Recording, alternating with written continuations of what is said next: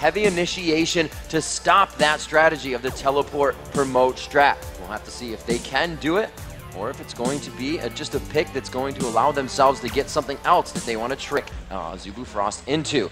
Now we do know Azubu Frost, Shy having an amazing game just against SK, and we're going to have to see if he can do that again. They drop out Ezreal, and Woong is going to be quite sad about that one.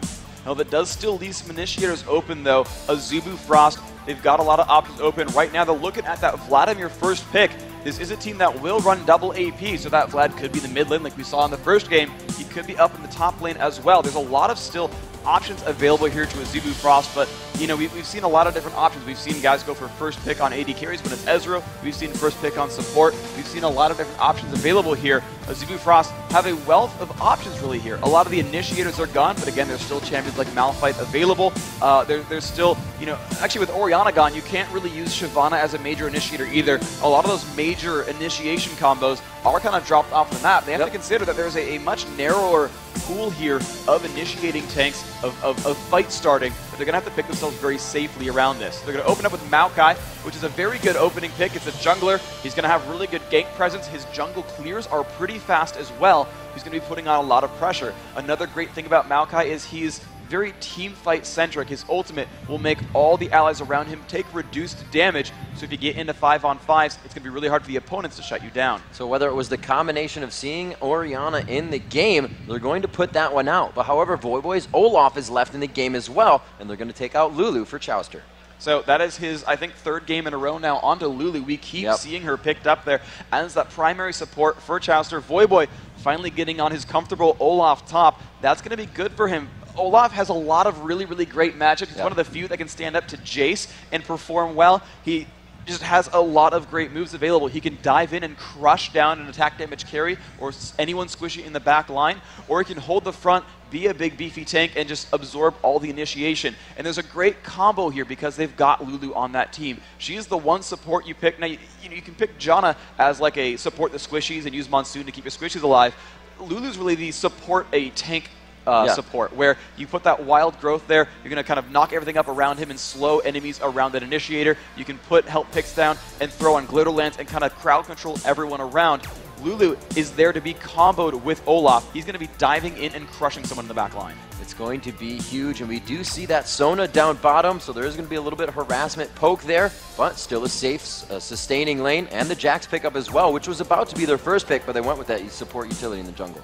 Yeah, I like that idea in general, because when you pick a top laner early on, you open yourself up to getting counter-picked, and that's kind of a weakness where the opponent's like, oh, okay, you're Olaf, cool, we'll go Jax. If they had picked Jax first, and maybe CLG would have chosen a different top laner there. Now they're going back to relying on Shy's Jax. We saw him carry that game one out against Invictus in a very, very narrow victory, so that's going to work out pretty well. The Sona in there for a support can work with almost anything down in that bottom lane, so you're going to see some pretty good pressure from Azubu Frost all over the map. And that's maybe a little bit of a better choice as a Mundo with an Olaf running around as well with Ragnarok on, but it's going to be that Mundo into double lift into his Graves. So you've got a big front line for counter logic game. You can hear the crowd in the background as Azubu Frost kind of chooses their picks here, what exactly is going to go in. But with Mundo and Olaf in the front line and Lulu to back that up, there is a big beef wall there that's going to be very hard to break through. Graves, just behind there as well, is going to be putting out a lot of damage. It'll be really hard to get to him. I think if they don't have another diver to go along with Jax, Graves is going to be safe the entire time in the back line. Jax can't dive in 1v5 like Olaf can, so this is a little bit scary for Azubu Frost, depending on what they pick up here, that they're not going to be able to shut down double lift or whatever big fat LP picks up for the mage pick. That's going to be a bit of a risk. And Freak, we do see Corki being picked up with Karthus actually switching back to Misfortune here, and I believe they did that for so much area of effect now from these ultimates. This is the one thing that I've heard described for Azubu Frost. They're a team with strength in so many places, it's hard to pin them down. We pin CLG as a team that brings out crazy strategies. SK and Invictus are the aggressive teams. They've got these very harsh focuses. Azubu Frost, their only real focus that you can really pick out about them is that they love area of effect and these team compositions that actually work as major groups. So now you look at the combo there. You've got Rapid Star there on Karthus, Woong there on Misfortune, Mad Life on Sona. So Crescendo's going to set up so much area of effect damage. And then on the back of that all, Shy is still running in there as Jax. And now if you're CLG, you don't really know quite what to focus. But it looks like what CLG is going for here is actually not that 3 teleport promote after all, but maybe much more similar to that first game where they pick up that Cassiopeia, that disengage mage where, you know, the Petrifying Gaze ultimate, it'll stun you if you're facing her. So if you're running into CLG, she pops the ultimate out, stuns everyone, says, hold on, you know, step back. Great wave clearer, great overall at stopping the aggressive plays. And honestly, if CLG can keep themselves from fighting in a 5-on-5 engagement, which is all Azubu Frost wants to do is fight 5-on-5, if CLG can stop those, they've got a really good split post composition. Olaf can solo anyone. Mundo's going to get too tanky for anyone. Cassiopeia is a great duelist overall. And I mean, don't even get me started on Doublelift getting fed on Graves. That's a scary place to be if you're Azubu Frost. And Freak, both teams have played great all day. Azubu Frost 2-0, and if you want to see them come out on top, let me hear you for Azubu Frost.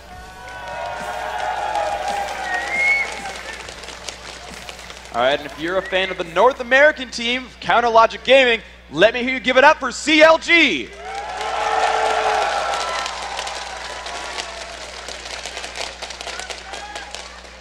All right, guys, we are into the game. Counter Logic Gaming, your purple team. That blue team coming in as, well, I guess they'd be the red team as well. The blue team coming in as Azubu Frost. And it looks like these guys are going to just keep themselves in their jungle for this first bit. Looks like Counter Logic may play that Fog of War game here. Yeah, they're going to start setting up to see what their level 1 engagements are. We saw at the beginning Azubu Frost playing defensively, you know, kind of scouting out all the initial engagements, whereas CLG is more, they might be going for something a little bit more crazy. You can see them actually grouped up here at the bottom half of the map. They might go for something right now. Wards have been being placed down. They're starting to move closer. Chowster put that one right over the edge, so they would have vision of anybody waiting to stop the golem push there. Blue team can grab those golems and surprise level 2 in lane and become very aggressive. Now they're denying out the jungler here somewhat. They're hiding in the camps, making sure not to move too fast. You can see them all staying pretty much, if you will, at a line of scrimmage. They're not going one by one by one. Power in numbers here. Oh man, they just got spotted on that jungle invade. They tried to get around that brush and not get seen, but they got pinged out. So Woong knows exactly where CLG are. There's a ton of ward coverage for Counter Logic Gaming. You can kind of see they've got that tri-brush warded and 2 of those spots around the lizard buff. They've run a single teleport, so Voyboy might come through and try to jack something in the jungle. They are actually still waiting around, looking for something a little bit cheeky. We'll see if they can get some kind of kills out of nowhere. Cass returning back to the jungle to grab, or help rather, with Blue and get a pull on that. Looks like Counter Logic will stay here. Woong coming up, still knows they're there. You can see how cautious he was about that and did not just run to start firing off on them. And they're going to push down the first wave. This is going to deny so much experience. Now, Doublelift isn't grabbing this as well, but all of those minions are just going to start going into the turret. And Woong actually may be able to grab this. That timing seems a little bit off. Well, they're going to force Misfortune to defend at her turret, right, but they're going to immediately go for more pressure. All that ward coverage means they get to go for a 3v1 at Lizard. If Azubu Frost wants to stop them, they give up a full minion wave worth of golden experience. They don't want to do that. Meanwhile, they've sent Voyboy down to clear out the jungle, get level 2, grab a golem buff, and then teleport up top for a 1v1 with a buff advantage. This is a really, really good opening for CLG. Oh, Woong getting hit up quite hard here, and he is going to be pushed out of that for a second. Now, Freak, if to look at to our little bit of a featured matchup for this is going to be Chowster and Mad Life in the bottom, just a battle of the strategies. Yeah, it's really, really interesting overall. Chowster, that main theory captain for the team, really setting up a lot of these strats. You know he had a hand in what just happened right here with those buff steals, and that's a big deal. On the other side of it, you've got Mad Life, who's a great support player, but if you heard Doublelift earlier, he said their bot lane is easy mode. Oh, we do see Cloud Templar getting poked out, and this is a very big detrimental effect for Maokai if he is in the jungle, and he is getting hurt. The Ignite goes down. Big Fat LP, first blood. And that is the kind of opening that CLG wanted.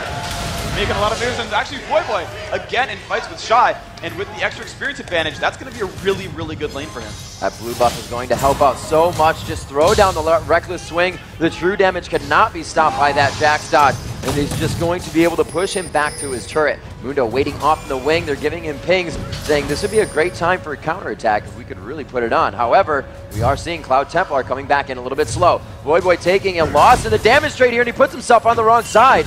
A little extra damage he did not want there. Hotshot GG coming around the back. Shy doesn't have much to jump to here. It may be another kill. The undertow thrown just short, but he picks it up again. He misses the undertow, but it's all up to Hotshot. All by himself with a quick assist to Voyboy. And that's when you get, when you combine crowd control with more crowd control. Voyboy on that Olaf, landing undertow just enough to slow his opponent down. Shy, finding that rare aggression, actually got kind of burned for it. He went in there, went for that fight onto Voyboy, using the Counter-Strike cooldown in order to deal more damage, and just simply got burned in the end.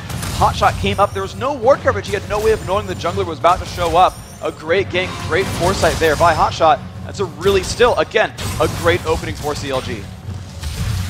Bottom lane getting pushed out. You can see both teams are a little bit hurt. The AD carries more healthy than the supports, and as we said before, the supports can win the lane better than just the AD carries right-clicking each other, and that's really our featured matchup. Chauster and Madlife will see what they can provide to this game in that bottom lane action.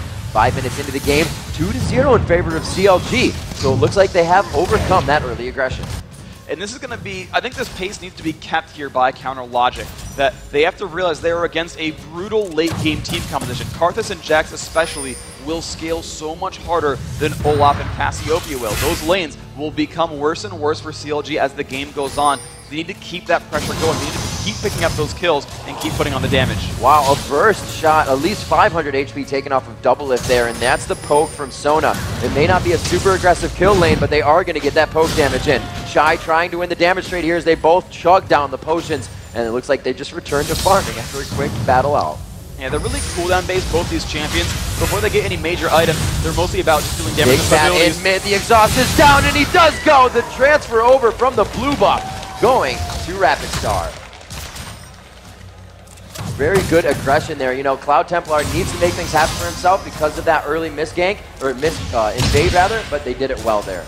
That was absolutely correct. Those junglers, really, the emphasis for these games, those first kills, all of them, actually every single kill so far has come from the hands of the jungler showing up. Voyboy again, but he's in front of his turret here, trying to drag Shy into the turret. Shy kind of jumping out of position with his name. Usually that's his play, but right now he feels very confident in this tournament. Azubu has played very strong, now 2-0, and Shy has really upped his game. We saw it last game with Zinj, now with Jax against that very, very good Voyboy Olaf. And we're seeing just constant pressure, actually, all these lanes really getting into fights all the time. These junglers are going to be highly stressed, and they're going to have to keep roaming around the map, getting to these fights in time. When every lane is aggressing, you never know where to go, and especially as they get closer to level 6, there's going to be even more burst available. Right now that Karthus is 6, there's an advantage on the map for Azubu Frost. They can set something up for Karthus to pick up a kill with Requiem. Chauster doing as much damage as he can, every chance that he can. You can see Madlife just trying to get power chords in and then move out of the fight, having enough mana to sustain. The buckshot will push as Double Lift returns to buy. Looks like he has about 962 gold, so he'll definitely get some Dorans under his belt there too, in fact, and he will return to lane much, much stronger. Now if we don't see, yes, they're going back now, Wound, that lane would become very difficult, especially if they weren't there with the minions. So doing this and timing it very well with the bottom lane. Yeah, that's really, really smart. When you're ever in a lane against an opponent, you've got to realize that picking up a kill or picking up a bunch of minions doesn't mean anything until you spend that gold. I've seen so many times where a player will pick up first blood, then stay in lane with no potions, and end up losing the lane again because their opponent came back with full health, mana, cooldowns, and like an extra cloth armor. You know, these players are constantly aware of the fact that when their opponents go back to base, they're going to show back up with more items, and you on your own side have to make sure that you don't get burned by that and start losing out in items basically because they bought and you didn't. So usually you see Olaf go for either, you know, Undertow or Reckless Swing, but he has put 2 now in Undertow and 2 in Reckless Swing. Is he just looking for consistent damage? He's basically trying to hedge his bets and make sure everything's going to be pretty strong. Both his abilities get a lot more efficient as points go in. The 1 point in Vicious Strikes just kind of makes sure he has some health sustain with that lifesteal there, and that's going to be really useful. But splitting the points is actually really, really smart. It gives him a mix of wave clearing and trade damage that's just going to work out overall in that lane. Like we have Hotshot GG milling down to the jungle already with an 8-minute Oracles on himself. CLG always getting that very fast map control to help them in the early part of the game so they can find the late somewhat. And Voyboy backing off here. Nope, throwing a little bit more aggression down as the potions continue to go out. Hotshot still in that bottom lane as they mill about. He hits Madlife with a cleaver. There's going to be some damage. The force splash there. Very nice and pure shots onto Hotshot. He can't get the heals on. He may go down from this, but it looks like he's going to make it out. The ultimate goes off, and they're all just out of range. Cloud Templar taking a turret shot, and he's just a little too late on the gank. Great aggression from Azubu Frost, though. This is a phenomenal fight, but Big Fat's not in a good place in the mid lane. Rapid Star and Shy trying to jump onto him. So much aggression in every lane right now. They do get the jump onto him. Petrifying Gaze goes to Karthus, and he jumps over the wall, but he gets double flashed on. Big Fat LP will surely go down in the fight. The ping's still going down bottom lane. Mad Life absolutely obliterated. He goes down as Sona. Boy on the chase, but with very low mana, getting himself in quite a sticky situation. Cloud Templar will not go down, and now it's Jax, the duelist, to clean up the fight. Shy coming in and doing exactly the opposite. Will he have enough for another leap? The blue buff for the cooldown, and he gets polymorphed right before the turret. Looks like they will still aggress here, Freak. Rapid Star is coming in. Can the Wall of Pain go down? The flashes are down. Jumps in. Double Lift will fall, and Lulu goes down as well. They pick up overall 4 kills. What a great turn of events there. Rapid Star, you normally don't see it on Karthus. If you look at Froggen, for example, he'll sit in lane and farm raids and be like, yeah, you get Requiem, and then go back to farming some more. Rapid Star here, again, living up to his name, making these plays. Those last 2 kills were a result of him showing up and getting that wall down. Oh man, they're going to go hard for this, Freak. That is the Oracles, and that is the Oracles down. 8 minutes into the game. Hotshot with no gold generation item. That is a scary situation. Getting an early Oracles like that is a bit of a gambit. You're trying to rely on that ward sweeping to set up ganks for you, and Hotshot was moving around into these fights. He was very present for the last few minutes, but the problem was that they ran out of steam, everyone dropped off the map, and they didn't have any ward coverage anymore. He walked into 4 champions out of nowhere. Now slowing them down a little bit with that fight. Hotshot always saying that he doesn't pay enough attention and focus to his camps. Now he's only 9 behind right now, and his lane presence is very good. Losing that Oracle will definitely set him back. 6-3 now as Azubu Frost completely turns the tide of this game, being down 2-1. And now it is 13,700 gold to 12,400. They have a lead in every aspect right now, and they're looking to hold this. Dragon just being grabbed as we saw Hotshot GG go down in the attempt to smite it out, but Azubu Frost is really controlling the map right now. Yeah, ultimately they've not capitalized these kills on any major objectives. Even though Hotshot did go down, he bought enough time with the rest of his team showing up that Dragon had to be aborted there. They've gotten no turrets as well off of this, so even though you're seeing a 3-kill lead and a couple of minions here and there on the advantage, it's still only 1,000 gold difference. Crescendo just reaching at max range, and the global Requiem going to go down. Great kill and assistance from all the team of Azubu Frost. And that's just the corner of Crescendo, just landing onto double this little shin right there and making that fight happen. Requiem, the gank from the jungler as well. That is teamwork right there, just making these fights happen over and over again. Jax going for that tanky sustain build. The Triforce first is going to help him. Petrifying Gaze goes off. The Wall of Pain did hit. Karthus could retrade the damage here, standing right in Defile. Big Fat has to separate himself from Karthus here. He does a great job, but Cloud Templar just on the outside. But again, aggression top lane. Shy not even looking behind his shoulder. Oh, Hotshot gets out. The help is there. They break it back and forth. Oh my God! Big Fat makes it out alive. An amazing play from Shy. That counter-strike just came back in time. Hotshot landed the cleaver, tried to walk back in. He knew his health bar was super low, and he just didn't estimate that counter-strike to get up just that second. Damage there, the dodge keeping him alive. Oh wow, that was a second away from a double kill versus a death. We got to change his name to Not So Shy. This is absolutely ridiculous. Coming into this tournament, all of our notes just say he's very laid back. We're actually going to see a replay of this and just show you how wrong that really is. Yeah, we had 2 fights at the same time as well, that top fight and that mid. Let's see exactly what went down. Replay starts off, Mundo jumps in there, getting kind of chased away, but look at that slow, that undertow, so perfect right there, and he starts belting out damage, but watch as Hotshot walks back in, and he wasn't ready for it. The dodging is too good, the counterattack damage really, really high. Just excellent, excellent play by Shy. And he is just totally vamping up on these items now, and he actually got himself 2 wards. He knows he's happy in lane. He just said, I took on Olaf and Mundo by myself. These 2 wards are going to keep me in lane forever. And we can just see how much control Azubu Frost has over everything right now. A good attack there, gives them blue buff still. They're going for the attacks on a Hotshot, but not enough from double up. And they just control the map. CLG can't even enter their own jungle. The good thing was, though, they at least did get that golem buff. Right. It was really, really good coordination there. As the poison was down, Hotshot smote right before that poison ticked and still gave Big Fat the blue buff. Now, yes, they were forced out of lane, and even though you don't need a kill to do it, Forcing your opponents off the map will give you enough map to be able to take things like Dragon or like a turret. You can see they've got one of each now, Azubu, Frost, so they've finally started to capitalize these kills into objectives that snowball the game forward. You can't just rely on getting kills, you've got to get something after that. Well, Shy's got all the kills, his team's got all the objectives, and they are pushing this game forward the right way.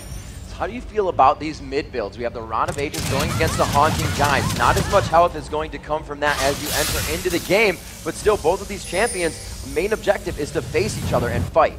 This makes a lot of sense really on both sides. That Karthus wants to survive early aggression and just get to the late game. So by grabbing a Rod of Ages, you've got a lot of sustain there. You've got some extra health to survive duels, and it lets him go for that Death Cap and the Sorcerer's Shoes and the Void Staff and everything else to scale into late game. What Big Fat's going for, and he actually did it really well so far, is he wants to duel his opponent. He wants to try to shut down Rapid Star over and over. By getting early magic penetration, he makes sure that he's dealing full damage to his opponent. He'll get ability power and more durability later. He's trying to shut down specific frail opposition, and he's doing a pretty good job of it. We just saw at the same time that Mundo gave the double kill to Jax, he actually got into a duel with Karthus and came out completely clean from it. So right now it's on Big Fat LP to shut down Rapid Star, and CLG as a whole needs to find something to shut down Shy. A lot of pings going down as Counter Logic Gaming moves through the North River here.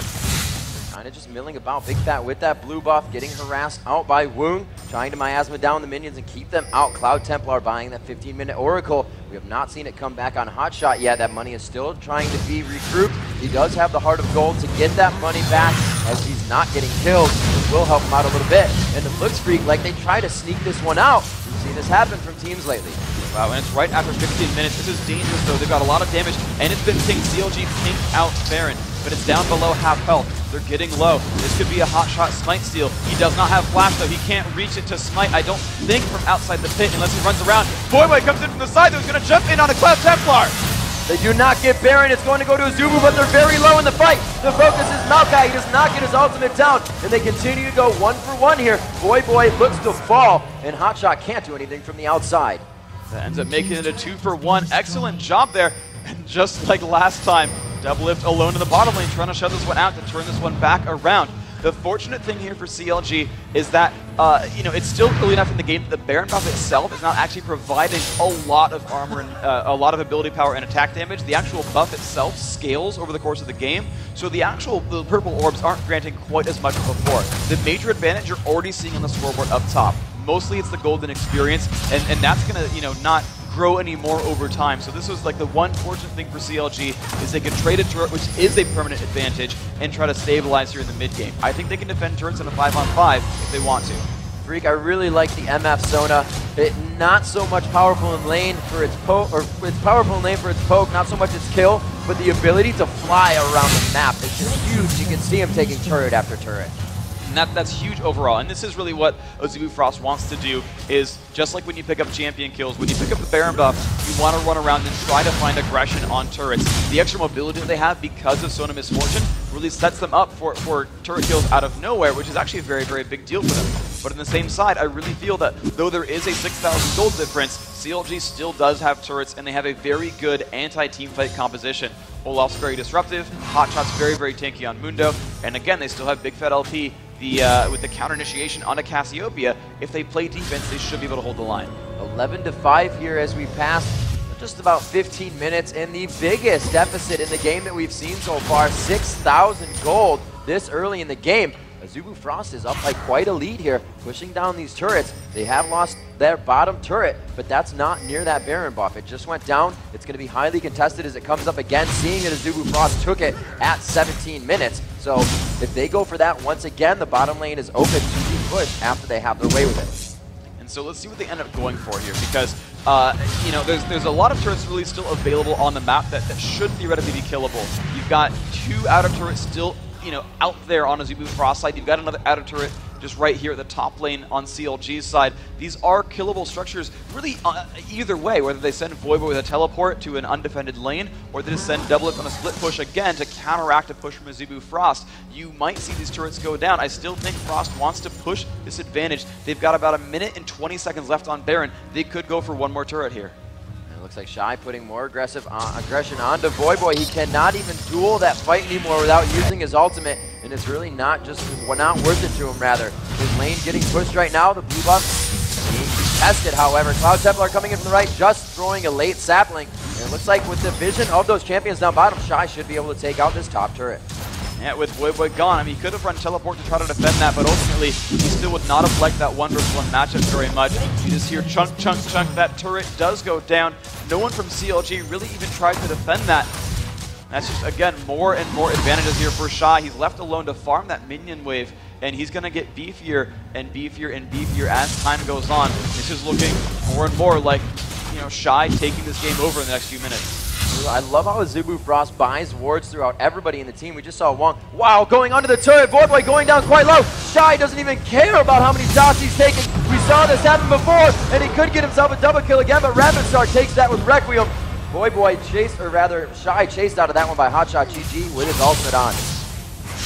Hotshot, just again, like the first time we saw him on Mundo, does not have any items behind him. He delayed his Heart of Gold in order to pick up an Oracles, and it backfired horribly. He'd be in much better shape if he didn't get burned for that aggressive play. And you just see he's behind items, trying to finish up maybe an Aegis, maybe a Ninja Tabby, and a Spirit Visage, but he's got no major items here. You would have thought that a 2-on-1 behind a turret would have been the chance for CLG to turn back onto Shy. But it's a 4-level difference or a 5-level difference here against Mundo, and he's got no items to tank this out. It's looking better and better for Azubu Frost. This is amazing for Shy. 4-1-3, at least 60 CS over, 60 minion kills over Boy, and he also, if has not gone back to buy yet, has 2,400 gold in his pocket. Just finished the Triforce, still has 1,300 gold. Yeah, right here you typically see Guardian Angel be the next major purchase there, so a Chain Vest might be in store. He's actually instead going to go for more damage output, picking up the recurve bow. That's going to be, it looks like Wit's End there, and that's going to be another very tanky man. He's not worried about any physical damage. I guess he's just worried about Cassiopeia and Lulu going for a little bit of magic in this build. There we go. Boy and Hotshot kind of juggling together right now as they trade some golems back and forth. Seeing that bottom lane farm it out as the turrets are down. It's only farmed to that river area, and then the AD carries really don't feel safe to do it. 12-5 at 20 minutes. Huge 10,000 gold lead, almost 11,000 actually separates these teams. 5-1 on the turrets, and that means so much map control for Azubu Frost. The good thing here, though, for CLG is they're going to run out of things to do. They're down to 1 turret left. Baron is still dead for just a couple more minutes, and then, of course, then it comes back up, and yes, they can farm it again. But they're running out of easy objectives to take. So if CLG can stall this out, which really hails back to the old CLG from a year ago, if they can hold on to it, and they have the champions to do so, they can wait around for a little while and finally get themselves to a late game situation. I think Double Lift on Graves will have a better late game than Woong, and I think Big Fat LP can, if he manages to stay safe in the team fight, which will be hard but is doable, he'll be able to be just as big of a team fight threat as Rapid Star is on Karthus. So in that theoretical end game where everyone's got max items, CLG does have, I think, the champions that it takes to put up a very good fight, at least certainly better than the fight they've got right now in front of them. So to CLG's credit, what they need to try to go for is buying time and stopping the pushes, and thankfully for them, there's not much else for Frost to do without getting inside CLG's base, which makes those fights so much easier to win. And Freak, they are looking to do just that. Very heavy initiation coming from Cloud Templar. With Shurelia's Aegis and Boots of Mobility to get himself in the fight and sustain until his team can close the gap that he made with Twisted Advance. Throwing down that ultimate Maelstrom, he is going to be able to mitigate a lot of damage. And with the AoE, the area of effect of his team we talked about before, they can really close down some of these fights.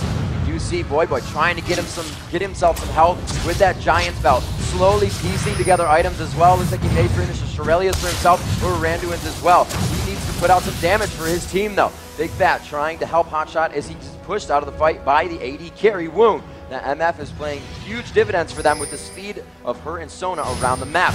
Here they are again, Freak, to dance out the Baron. This is really smart for Azubu Frost. They know that they're in the driver's seat, and that even with Baron putting out some pressure, that they've got the ability to take a 5-on-5 fight. This time, Hotshot flashes up, but his smite is down for a few seconds. They've got to buy some time there.